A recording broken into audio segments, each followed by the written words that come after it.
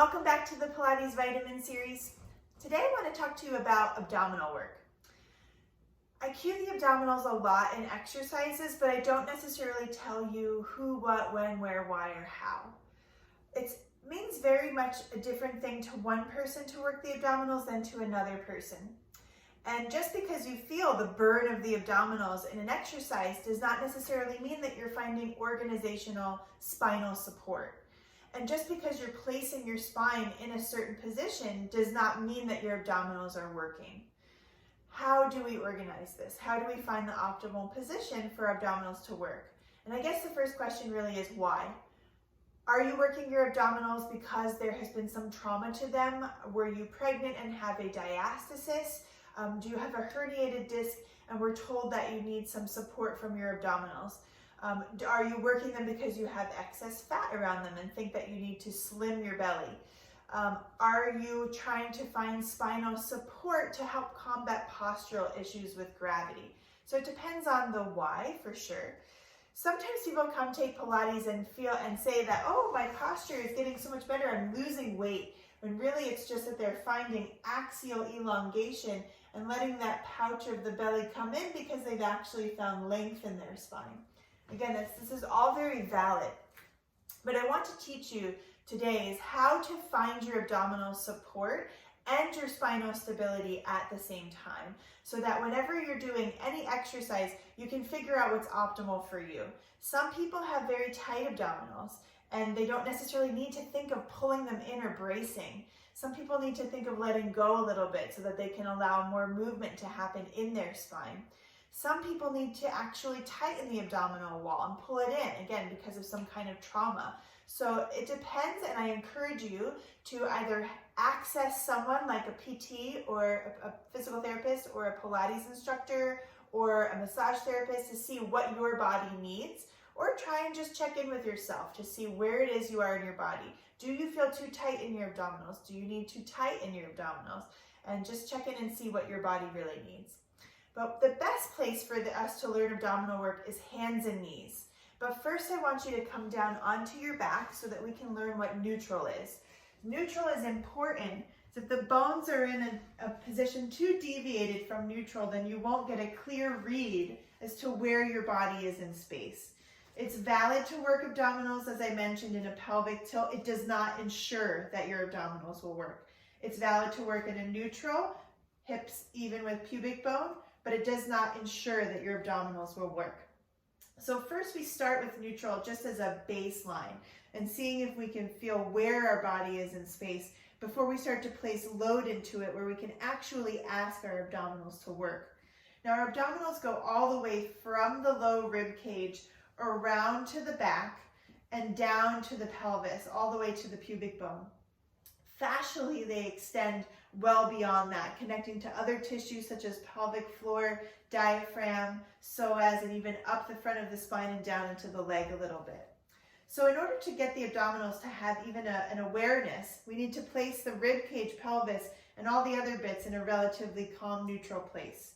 So in order to do that, I want you to just take a few breaths and let your body settle in this position, feeling your head weighted back on the floor. And it should be the very base of your skull that's weighted. So your chin isn't too lifted and it's not too dropped. So you're starting somewhere where you can release most of the muscles and just let your bones be heavy here.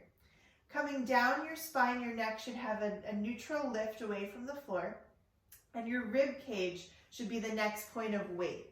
That whole rib cage, it goes all the way down to the base so that below your shoulder blades, well below your shoulder blades, your back ribs are reaching down towards the floor. Just where your kidneys are even are finding weight down. And again, we're doing this, we're placing the spine in this position so that we can locate our abdominals to start working.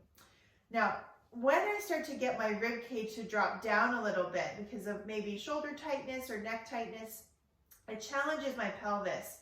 I feel that I need to tuck my pelvis under. Maybe this is the same for you, maybe not. But just body reading down, feeling when I drop my rib cage, what happens to the rest of the spine?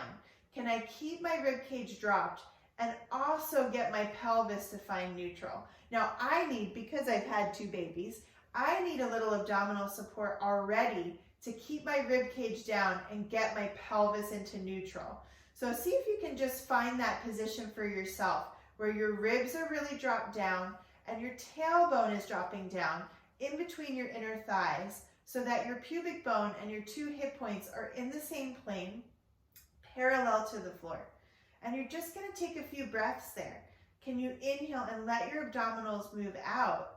And then exhale to draw your abdominals in and wide.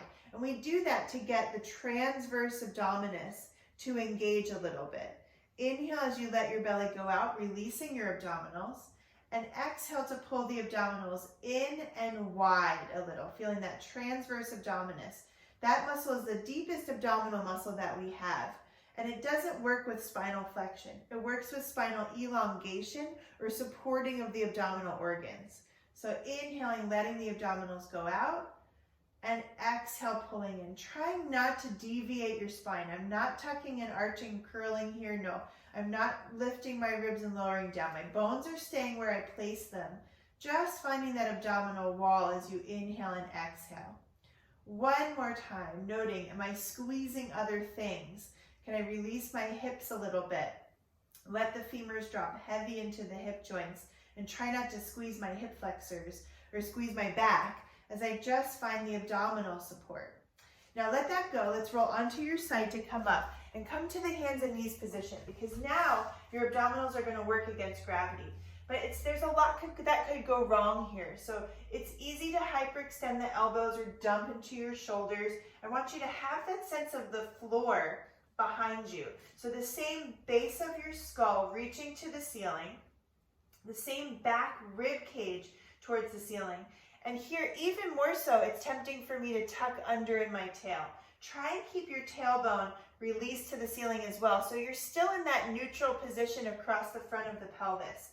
Now, fighting gravity a little bit here. Keep reaching your neck long and head long. As you inhale, release the belly to the ground. Don't arch the back. Exhale, pull the abdominals in and wide. Try not to round the back. You're just isolating that abdominal wall. Now, if you're a person who's too tight in your abdominals, you'll find it challenging to breathe into your belly. And if you're someone who's too loose in your abdominals, you'll find it a little challenging to pull in and wide. Do two more just to see where you are, where you fall. Exhale, pulling the abdominals in and wide, fighting gravity by lengthening the neck, easy in the elbows. Last time, pulling in and wide. Now come off of the hands.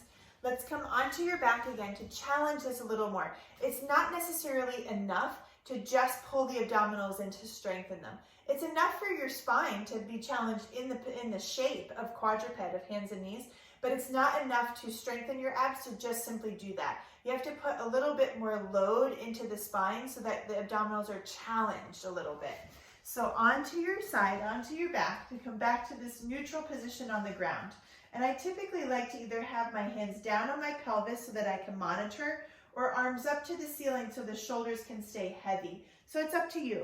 Arms down by your sides are fine too, but I tend to be a little tight in my pecs and that pulls my shoulders forward. And right now we need to be as clear as possible so that we're just targeting the abdominals. Find the same position. Heavy head, heavy rib cage. Already I'm working a little there. I want to tuck my tailbone. So I try and untuck the tailbone, coming into a neutral. Maybe also note, is one hip higher than the other in this position? Can you get both of your hips even, right to left, top to bottom, front to back, so that you're organized and neutral before you even go? Now, on your exhale, breath is so important here, the diaphragm being the top of your abdominal wall. Try and bring the left leg up to tabletop.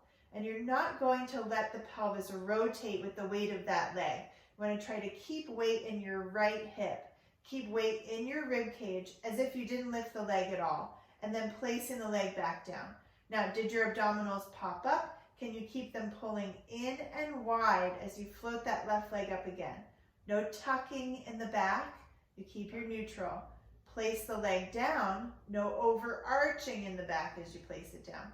Let's do two more on this left leg. In and wide, so the spine stays still, and then pressing back down again. Inhale. Exhale, in and wide with the abdominals, and then placing the leg back down again. Other side, same thing. Trying to keep the neutral pelvis. You're focusing on that abdominal work to try and keep the pelvis stable and keep your neutral position. Coming up with the leg as you exhale for now, not dropping the pelvis to that side. Inhale down. 2 more. Lifting the leg. Doesn't really matter what shape it goes into, just that it comes off the ground and gives a little load to your spine. Last time, keep the length. That's the benefit of working on the ground. Easier to feel the length.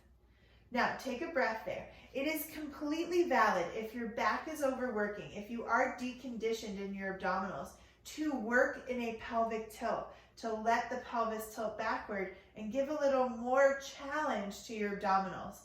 If you work in pelvic tilt, it doesn't necessarily mean that your abdominals are working solely. So you still need to focus and practice this abdominal pull in as you take the leg up. And you still need to keep the leg, the pelvis, from rotating or deviating.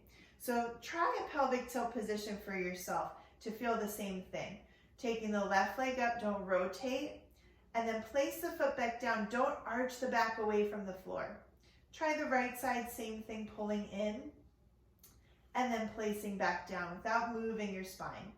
And then release it. You can always pause the video, do a couple more repetitions. I want to go one step further. Arms up, shoulders down, heavy onto the mat. Neutral pelvis, feeling your head, your rib cage, and your tailbone weighted on the mat.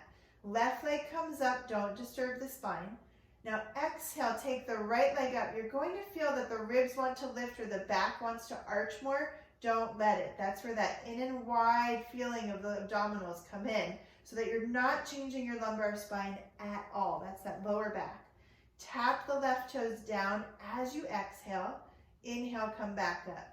Alternate legs to the right side. In and wide abdominals without tucking or arching. And it almost has this oppositional quality to it. As I tap my foot down, I'm almost trying not to arch. As I bring my leg up, I'm trying not to round. I'm keeping the sits bone down. Switching sides, try not to arch with the weight of that leg. Try not to tuck as the leg comes up. One more time each direction. Make sure you're breathing, not taking any extra tension, jaw or neck or shoulders, and then hug the knees into the chest. Again, you can try that whole exercise in a pelvic tilt. It's valid.